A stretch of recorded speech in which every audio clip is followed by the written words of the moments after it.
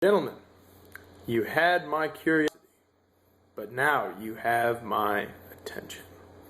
That one's for you, Chris. Let's do some questions. Alex asked me about pre-workout stretching. So let's go ahead and call that mobilization. Yes, I think you should do some sort of mobilization prior to training. I do more now that I have a job where I sit at a desk all day. So it's going to depend on what you do throughout the day and what the rest of your life is like. But yes, I would suggest reading the mobility wand and reading Becoming a Supple Leopard. I have thoroughly enjoyed it thus far. But yes, I would encourage pre-workout mobilization. Paul asks about the devil in the pale moonlight, right? We're quoting Batman. Have not. Ben asked, what role do belts play in training and why? No belts, only for 1RM, only for working weight, or all the time. So this is up there with the overtraining debate. There's always going to be a debate about belts. Everyone's going to feel differently about them. You're going to most likely increase intra-abdominal pressure and stabilize your spine more effectively, efficiently, what have you. So yes, I would suggest for max effort lifting, wearing a belt, and I wear it pretty much for every work set that I do, both on volume and intensity days, but again, that's up to you. And yeah, I would just definitely in meets, right, Brent? Thermos asked, what's your favorite dessert? We're done. And when am I coming to Australia? I don't know, buy me a ticket, let me know. Andrew asks, what do you think of using straps for front squats in lieu of the clean grip when dealing with non-weightlifting athletes? I am, in fact, a non-weightlifting athlete. Can't even speak right now. And I do not use straps to front squat. I use a clean grip. Now, I would say if you're perhaps dealing with an injury, then yes, I would use straps. But I would also encourage you to increase your mobility to the point where you're able to use a clean grip. Because in the long run, I think you're going to get stronger and probably lift more if you were able to develop that technique and the skill of doing that, even if you're not a weightlifter. So, again, the whole mobilization thing, just try to be able to do it. Thermos asks, do you do much mobility work? Yes, I do. Angela asked about a labrum tear. If I had any experience with it, any recommendations other than surgery to handle it? Excuse me. I don't know. I know that Blaine Sumner, he is rather strong. He recovered from a labrum tear, which he suffered, I think it's been almost close to a year. But he just squatted 1,047, and I don't think he had surgery. Perhaps you can seek him out and ask him how he did it. I don't have any experience with it. I haven't experienced any dealing with any person that has, so I'm not the best person to ask. But yes, I know that happened to Blaine, so he might be a good person to ask. I'm going to destroy his name. Pietari asked, why do his hips hurt when he squats low bars? Recently started winding my stance due to my crazy long legs, not sumo, just wider than shoulder width, and can get quite painful. Please make it stop. Well, a lacrosse ball might be of some assistance to you. But again, the whole mobilization deal, I didn't really have an issue with my hips per se. I had an issue with my knees and doing a lot of mobility work.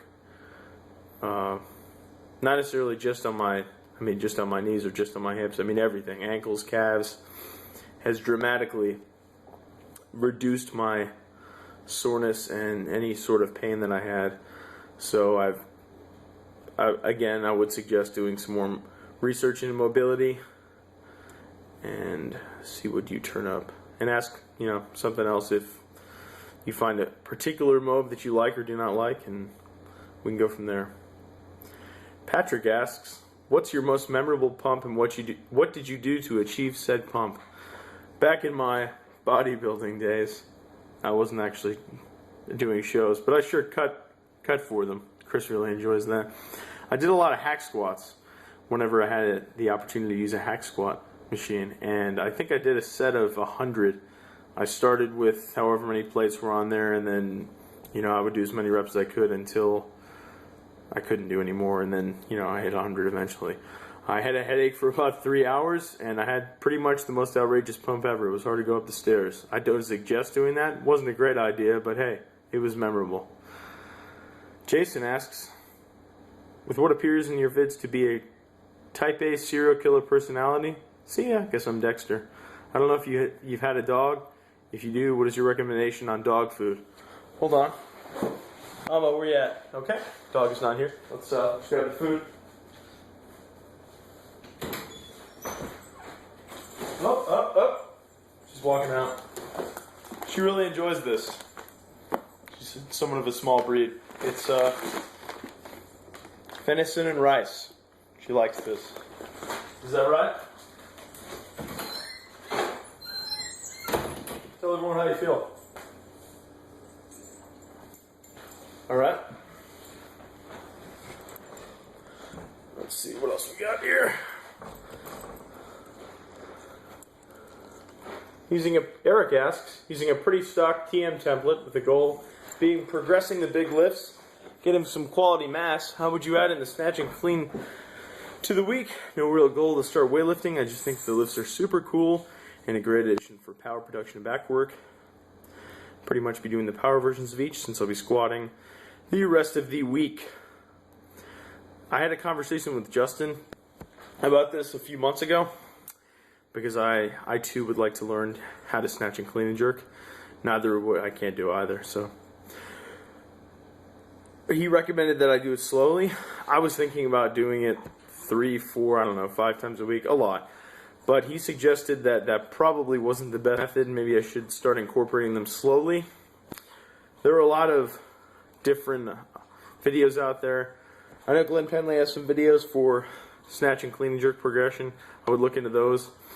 But the best advice I can give you would be to implement them slowly, especially if you're mainly trying to push up your other lifts, your squat, bench, dead. Jake asks about 5-3-1, squatting 3 days a week, rather than doing deadlifts, press, and bench. Serious arm injury limits the weight I can put on my elbow.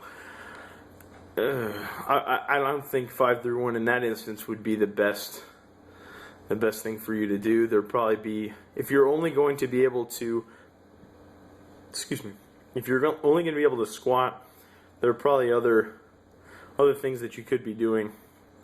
Not other things, I don't know.